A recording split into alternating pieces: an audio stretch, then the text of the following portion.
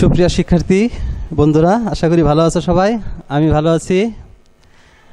আমি মোহাম্মদ কবির হোসেন, সহকারী শিক্ষক, নওয়াব বাসিত খান উচ্চ বিদ্যালয়। আমি আজকে তোমাদের নবম শ্রেণীর জীববিজ্ঞানের তৃতীয় অধ্যায় নিয়ে আলোচনা করব। আমার আজকের আলোচনার বিষয় কোষ বিভাজন।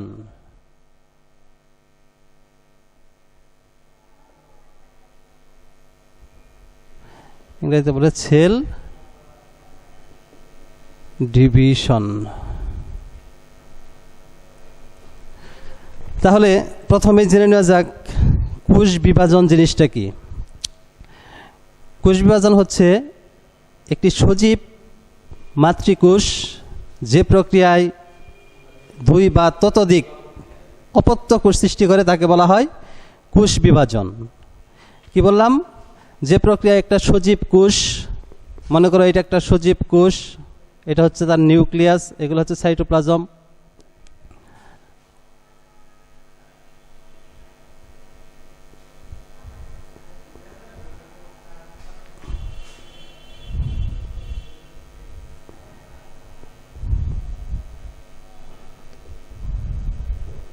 তাহলে এটা মনে করো একটা সজীব কোষ।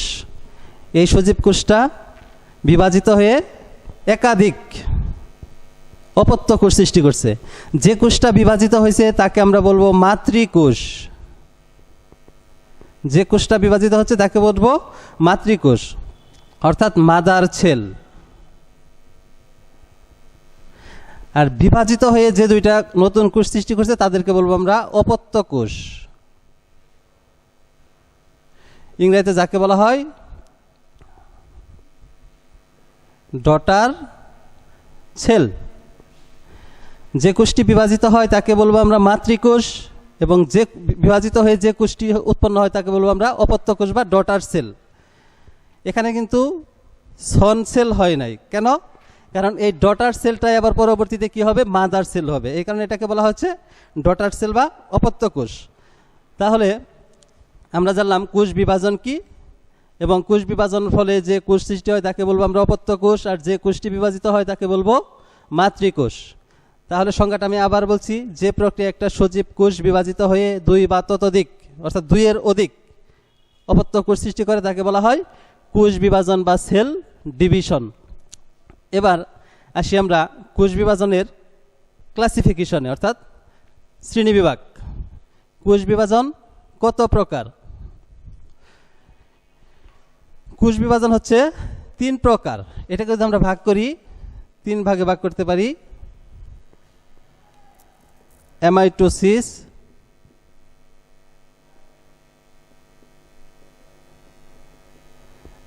দুই নম্বর হচ্ছে মাইটোসিস, তিন নম্বর হচ্ছে মিওসিস। তোমাদের নবম শ্রেণীর বায়োলজি বইয়ে অ্যামাইটোসিস সম্পর্কে কিছুই বলা নাই তেমন। মাইটোসিস সম্পর্কে মোটামুটি ভালোই বলা আছে, মিওসিস সম্পর্কেও খুব হালকা বলা আছে। আমার আজকের আলোচনার মূল বিষয়টা হবে মাইটোসিস। তার আগে আমি অ্যামাইটোসিস সম্পর্কে একটু বলি। অ্যামাইটোসিস বিভাজনটা কি? অ্যামাইটোসিস হচ্ছে এমন একটা বিভাজন যে বিভাজনে নিউক্লিয়াস এবং সাইটোপ্লাজম সরাসরি দুই ভাগে বিভক্ত হয়। এর মধ্যে কোনো জটিল এবং ধারাবাহিক প্রক্রিয়া নেই। যেমন একটু আগে আমি চিত্র যেটা দেখাইছিলাম, যে এটা যদি একটা কোষ হয়, এইটার থেকে এটা হচ্ছে নিউক্লিয়াস এবং এইগুলা হচ্ছে সাইটোপ্লাজম। এটা সরাসরি নিউক্লিয়াস প্রথমে ডাম্বেল আকৃতি ধারণ করে এবং নিউক্লিয়াসকে ঘিরে সাইটোপ্লাজমও এভাবে সংকুচিত হতে থাকে মাঝখানে, এবং পুনরায় নিউক্লিয়াসটা দুই ভাগে বিভক্ত হয়ে যায় এবং নিউক্লিয়াসকে ঘিরে সাইটোপ্লাজমও আলাদা হয়ে যায়। এভাবে অ্যামাইটোসিস প্রক্রিয়ায় একটা কোষ সরাসরি ডাইরেক্ট প্রত্যক্ষ দুইটা কোষে পরিণত হয়। এটা হচ্ছে অ্যামাইটোসিস কোষ বিভাজন প্রক্রিয়া। এই প্রক্রিয়ায় কিছু নিম্ন শ্রেণীর প্রাককেন্দ্রিক কোষ আছে যারা এভাবে বিভাজিত হয়, যেমন অ্যামিবা, ব্যাকটেরিয়া, প্যারামেসিয়াম,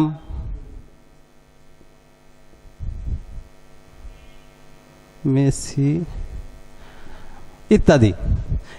এইসব নিম্ন শ্রেণীর প্রাণীরা অ্যামাইটোসিস প্রক্রিয়ায় তাদের সংখ্যা বৃদ্ধি করে।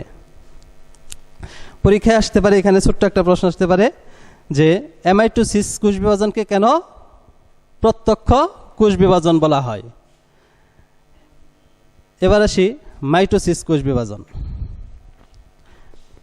মাইটোসিস কোষ বিভাজন সম্পর্কে তোমাদের বিস্তারিত আলোচনা, এটাই হচ্ছে তোমাদের বইয়ের সবচেয়ে ইম্পর্টেন্ট একটা টপিকস, মাইটোসিস কোষ বিভাজন।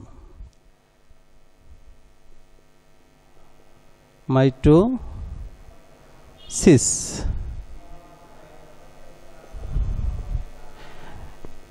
মাইটোসিস কোষ বিভাজন কাকে বলে?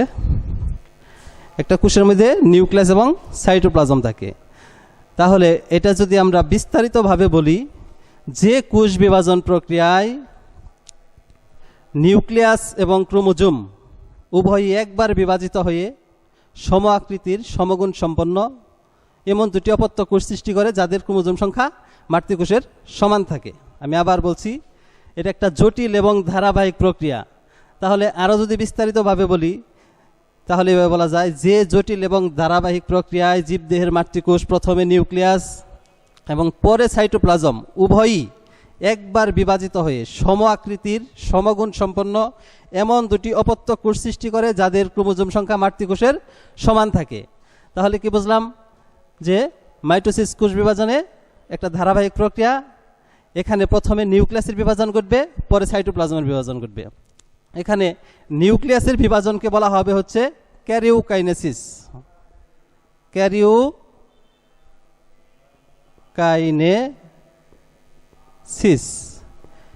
প্রথমে নিউক্লিয়াসের বিভাজনটা ঘটবে।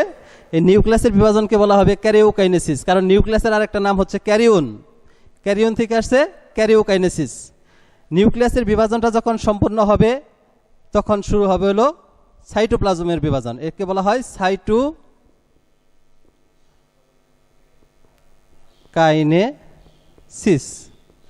তাহলে পরীক্ষার মধ্যে ছোট আকারের প্রশ্ন আসতে, জ্ঞানমূলক প্রশ্ন আসতে পারে, ক্যারিওকাইনেসিস কাকে বলে?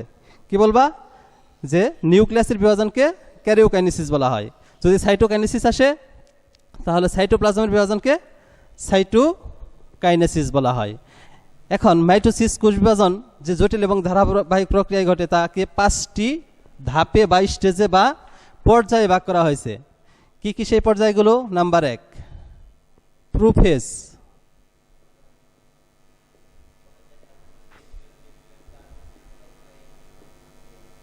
Prophase 2,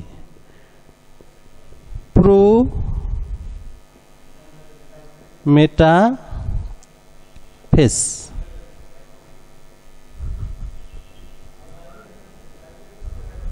prometaphase. Number 3, metaphase.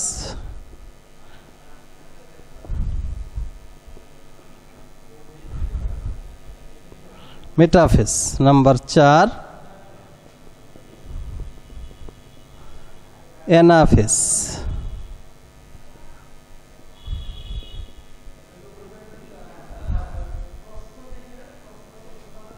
Anaphase. Number 5, telophase.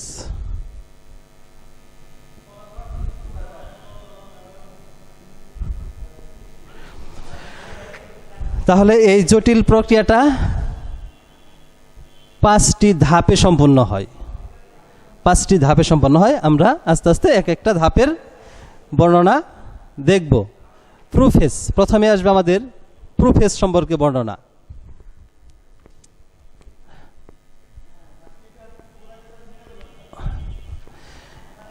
তাহলে আমরা একটা চিত্র আর্ট করি।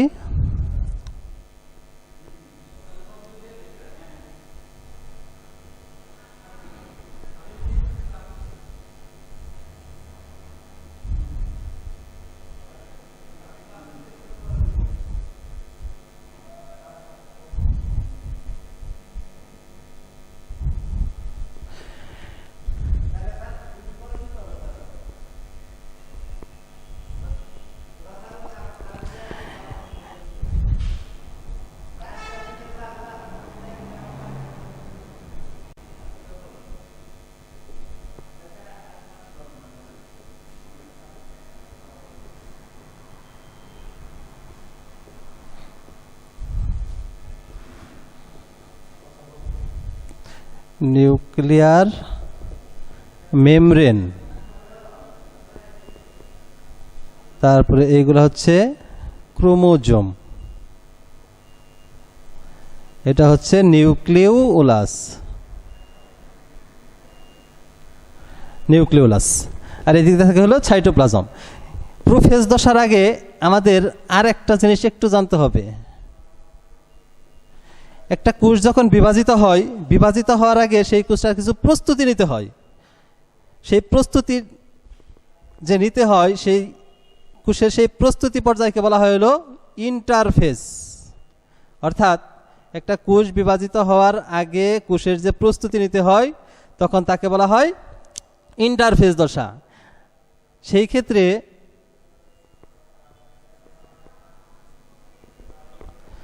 এটা হচ্ছে ইন্টারফেজ দশা। ইন্টারফেজ দশার সাথে প্রোফেজ দশার সাথে একটু তোমরা মিলিয়ে নাও। দেখো এইখানে নিউক্লিয়াসের ভিতরে ক্রোমোজোমগুলো কেমন, আর এইখানে নিউক্লিয়াসের ভিতরে ক্রোমোজোমগুলো কেমন। এইখানে নিউক্লিয়াসের ভিতরে যে ক্রোমোজোমগুলো আছে এগুলো সুতার মতো অদৃশ্য পেঁচানো, এটা কিন্তু আমরা ক্রোমোজোম তখন বলবো না। এই ক্রোমোজোমের নাম তখন হবে হচ্ছে ক্রোমাটিন তন্তু বা ক্রোমাটিন জালিকা। দেখো একটু খেয়াল করে, এটাই যখন ইন্টারফেজ দশায় থাকবে সুতার মতো, তখন তাকে বলবো আমরা ক্রোমাটিন তন্তু। আর এটাই যখন এইভাবে খাটো মোটা হয়েছে, তখন তাকে বলবো আমরা ক্রোমোজোম।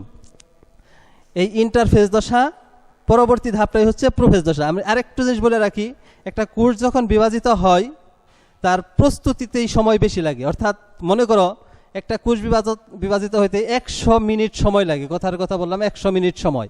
সেই ক্ষেত্রে তার প্রস্তুতি নিতে লাগে হচ্ছে 95 মিনিট, আর বাকি 5 মিনিটে সে বিভাজন সম্পূর্ণ করে। কথা বুঝতে পারছো? একটা কোষ যখন বিভাজিত হয়, বিভাজিত হওয়ার আগে কোষের কিছু প্রস্তুতিমূলক কাজ করতে হয়। সেই প্রস্তুতিমূলক কাজ করতে তার সময় লাগে 95 মিনিট, আর পরবর্তীতে 5টা ধাপে বিভাজিত হয়, তার জন্য সময় লাগে 5 মিনিট। অতএব ইন্টারফেজ দশাটা কোষ বিভাজনের জন্য খুবই গুরুত্বপূর্ণ। পরীক্ষায় আসতে পারে ইন্টারফেজ কাকে বলে। তাহলে কি বলবা?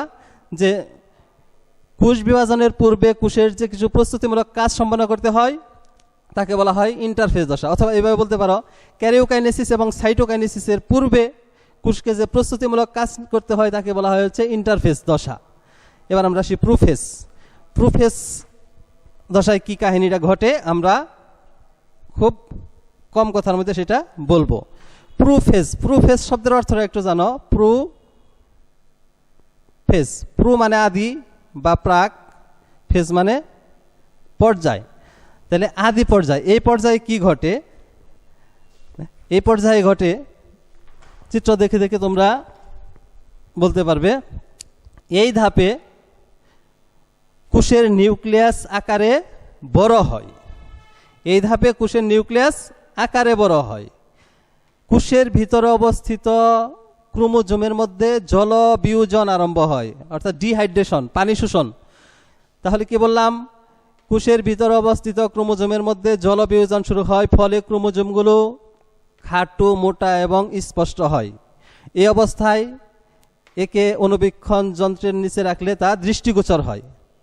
এই কয়টা কথা বললেই প্রোফেজের জন্য যথেষ্ট। কি বলছি? এই ধাপে নিউক্লিয়াস আকারে বড় হয়, নিউক্লিয়াসে অবস্থিত ক্রোমোজোমের মধ্যে জলবিয়োজন শুরু হয়, ফলে ক্রোমোজোমগুলো খাটো মোটা এবং স্পষ্ট হয়, এবং এই অবস্থায় কোষকে অনুবীক্ষণ যন্ত্রের নিচে রাখলে তা দৃষ্টিগোচর হয়। তাহলে প্রোফেজ দশা শেষ। এরপরে আসি আমরা প্রোমেটাফেজ।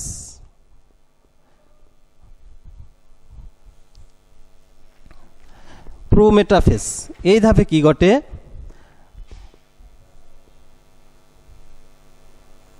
প্রোমেটাফেজ,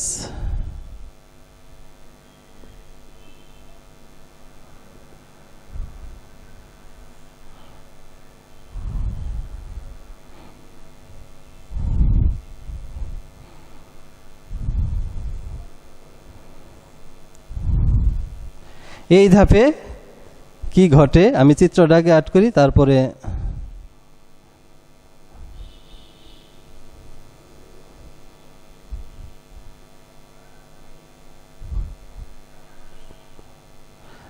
দেখো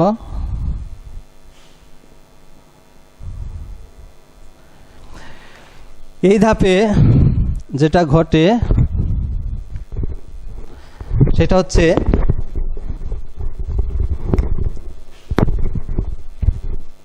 এটা একটা মেরু,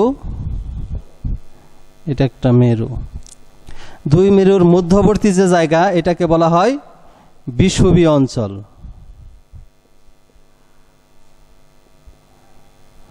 এগুলো হচ্ছে ক্রোমোজোম। আচ্ছা, এই ধাপে যা ঘটে, এই ধাপে দুই মেরুযুক্ত স্পিন্ডল যন্ত্রের সৃষ্টি হয় বা মাকু যন্ত্রের সৃষ্টি হয়। এই ধাপে প্রোটিন তন্তুর সমন্বয়ে দুই মেরুযুক্ত স্পিন্ডল যন্ত্রের সৃষ্টি হয়। এই প্রোটিন তন্তুগুলা এক মেরু থেকে অপর মেরু পর্যন্ত বিস্তৃত থাকে। দুই মেরুর মধ্যবর্তী অঞ্চলকে বিষুবীয় অঞ্চল বলা হয়। এই প্রোটিন তন্তুর সাথে দেখো কিছু ক্রোমোজোমগুলা লাগানো আছে। ক্রোমোজোমটা এরকম, যদি আমরা দেখি আলাদাভাবে, এইগুলাকে বলা হয় ক্রোমাটিড, আর এটাকে বলা হয় হলো সেন্ট্রোমিয়ার। সেন্ট্রোমিয়ার। তাহলে দেখো তোমরা যে এই প্রোটিন তন্তুর সাথে ক্রোমোজোমের সেন্ট্রোমিয়ারগুলো লাগানো আছে। তাহলে যে প্রোটিন তন্তুর সাথে ক্রোমোজোমের সেন্ট্রোমিয়ারগুলো লাগানো আছে সেই তন্তুকে বলা হয় আকর্ষণ তন্তু বা ট্র্যাকশন ফাইবার বা ক্রোমোজোমাল তন্তু। কেন ক্রোমোজোমাল তন্তু? যেহেতু ক্রোমোজোমগুলা তন্তুর সাথে লাগানো থাকে, এই কারণে এদেরকে ক্রোমোজোমাল তন্তু বলা হয়। আর একটা জিনিস লক্ষ্য করো, প্রাণী কোষের ক্ষেত্রে দুই মেরুতে দুইটা সেন্ট্রোমিয়ার থাকে এবং সেইখান থেকে এক ধরনের রশ্মি নিঃসৃত হয় যাকে বলা হয় অ্যাস্টার রশ্মি বা অ্যাস্টার রে। তাহলে আমি আবার বলছি, এই ধাপে কি কি ঘটে, কি কি লিখবা তোমরা পরীক্ষায়। এই ধাপে অর্থাৎ প্রোমেটাফেজ ধাপে, প্রোমেটাফেজ ধাপে কি ঘটে? এই ধাপে তন্তুময় প্রোটিনের সমন্বয়ে দুমেরুযুক্ত স্পিন্ডল যন্ত্রের সৃষ্টি হয়। নাম্বার 2, প্রোটিন তন্তুগুলো এক মেরু থেকে অপর মেরু পর্যন্ত বিস্তৃত থাকে। নাম্বার 3, দুই মেরুর মধ্যবর্তী অঞ্চলকে বিষুবীয় অঞ্চল বলা হয়। নাম্বার 4, যেসব তন্তুর সাথে ক্রোমোজোমগুলো লাগানো থাকে তাদেরকে বলা হয় আকর্ষণ তন্তু বা ট্র্যাকশন ফাইবার বা ক্রোমোজোমাল তন্তু। এটুকু লিখলেই এই ধাপের জন্য যথেষ্ট। এবার আসি আমরা মেটাফেজ ধাপে।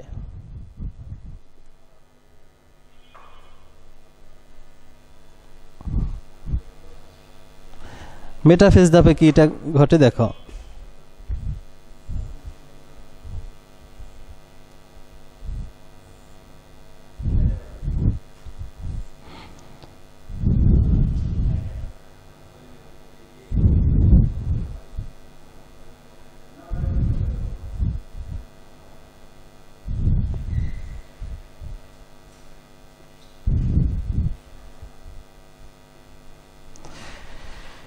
এই ধাপে যে কাহিনীটা ঘটে,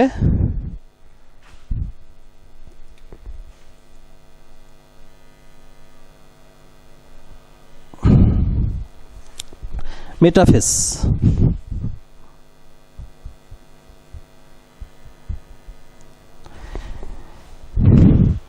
এই ধাপে দেখো, প্রোমেটাফেজ ধাপে ক্রোমোজোমগুলা এক এক জায়গায় বিচ্ছিন্নভাবে ছিল, কোনোটা এই জায়গায় ছিল, কোনোটা এই জায়গায় ছিল, এক এক জায়গায় ছিল। কিন্তু মেটাফেজ ধাপে ক্রোমোজোমগুলা দেখো সব বিষুবীয় অঞ্চলে এসে অবস্থান করছে। তাহলে কিভাবে লিখবা যে এই ধাপে ক্রোমোজোমগুলা বিশেষ নৃত্যের মাধ্যমে সবগুলা ক্রোমোজোম বিষুবীয় অঞ্চলে এসে অবস্থান করে। নাম্বার 1। নাম্বার 2, ক্রোমোজোম যে বিষুবীয় অঞ্চলে এসে অবস্থান করলো এটাকে বলা হয় মেটাকাইনেসিস। নাম্বার 3, এই ধাপে ক্রোমোজোমগুলা সবচাইতে মোটা, খাটো এবং স্পষ্ট হয়। এই ধাপে ক্রোমোজোমগুলা সবচাইতে মোটা, খাটো এবং স্পষ্ট হয়। আমরা যে ক্রোমোজোমের চিত্রটা দেখি তা হচ্ছে মেটাফেজ দশায় যে ক্রোমোজোমটা, সেটাই হচ্ছে ক্রোমোজোমের চিত্র। আর এই ধাপের শেষে নিউক্লিয়ার মেমব্রেন এবং নিউক্লিওলাসের বিলুপ্তি ঘটে। তাহলে আমি আবার বলছি, এই ধাপে ক্রোমোজোমগুলা বিশেষ নৃত্যের মাধ্যমে বিষুবীয় অঞ্চলে এসে অবস্থান করে। ক্রোমোজোমের এই বিষুবীয় অঞ্চলে অবস্থান করাকে বলা হয় মেটাকাইনেসিস। এই ধাপে ক্রোমোজোমগুলো সবচাইতে মোটা, খাটো এবং স্পষ্ট দেখা যায়। আর এই ধাপে নিউক্লিওলাস এবং নিউক্লিয়ার মেমব্রেনের সম্পূর্ণ বিলুপ্তি ঘটে। এবার আসবো আমরা অ্যানাফেজ দশায়।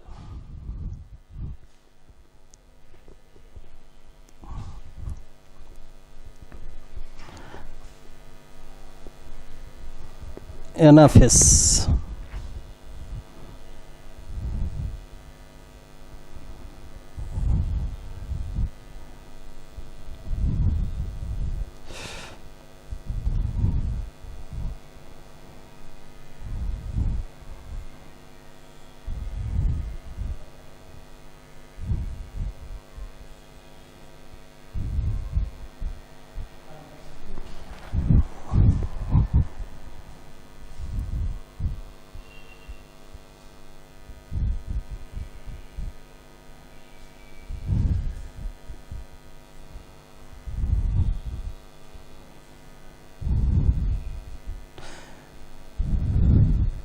অ্যানাফেজ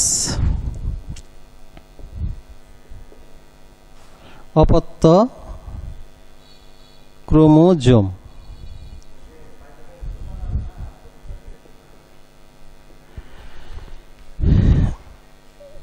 এ ধাপে কি ঘটে? অ্যানাফেজ।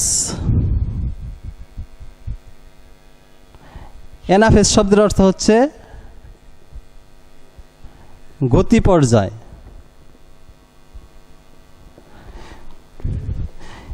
এই ধাপে সেন্ট্রোমিয়ারগুলো পূর্ণ বিভক্ত হয়ে অপত্য ক্রোমোজোম সৃষ্টি করে। আমরা ক্রোমোজোম কীরকম দেখছিলাম? এইরকম। এটা বিভক্ত হয়ে যায়। বিভক্ত হলে তাহলে এই ধাপে ক্রোমোজোমগুলোর সেন্ট্রোমিয়ার পূর্ণ বিভক্তির ফলে দুটি অপত্য ক্রোমোজোম সৃষ্টি করে।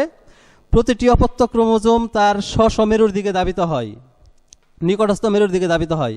ক্রোমোজোমগুলো যখন মেরুর দিকে ধাবিত হয় তখন তার সেন্ট্রোমিয়ার থাকে অগ্রগামী এবং বাহুগুলো থাকে অনুগামী। তাহলে এ সময় সেন্ট্রোমিয়ারগুলা বিভিন্ন আকৃতি হয়। ইংরেজি বর্ণমালা ভি,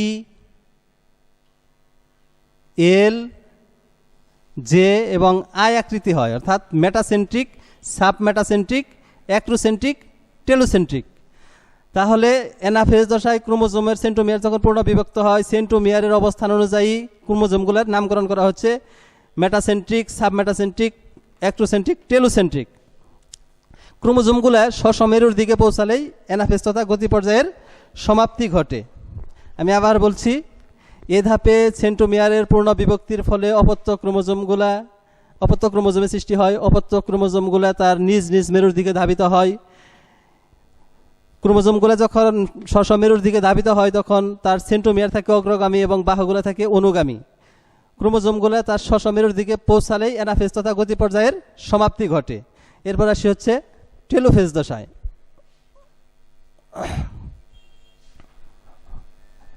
টেলোফেজ বা অন্তঃপর্যায়। টেলোফেজের বাংলায় আমরা বলবো অন্তঃপর্যায়। এই ধাপে কি ঘটে? এই ধাপে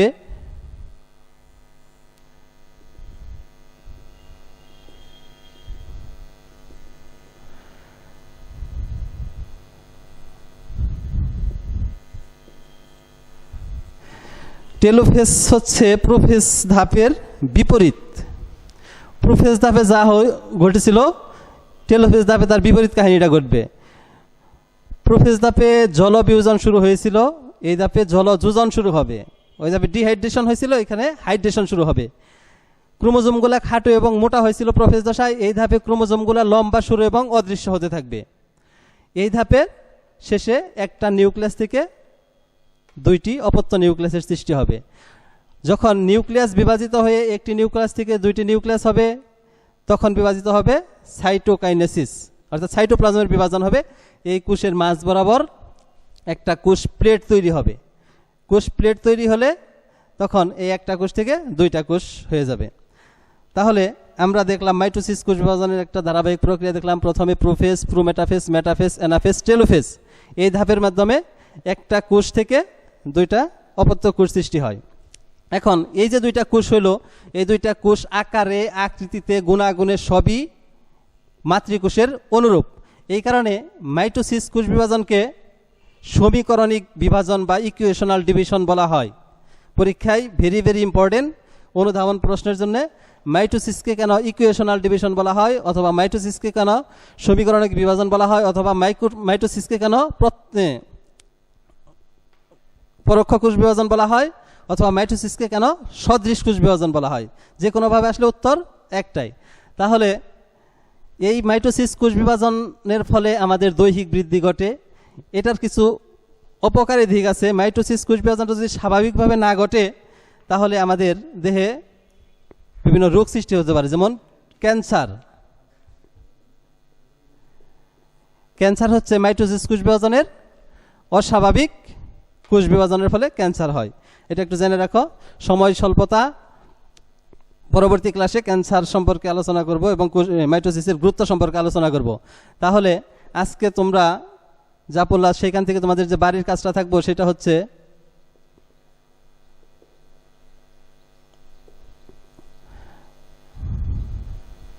মাইটোসিস কোষ বিভাজনের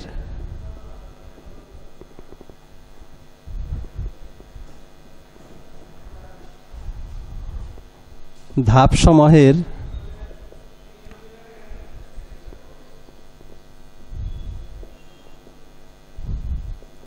চিহ্নিত চিত্র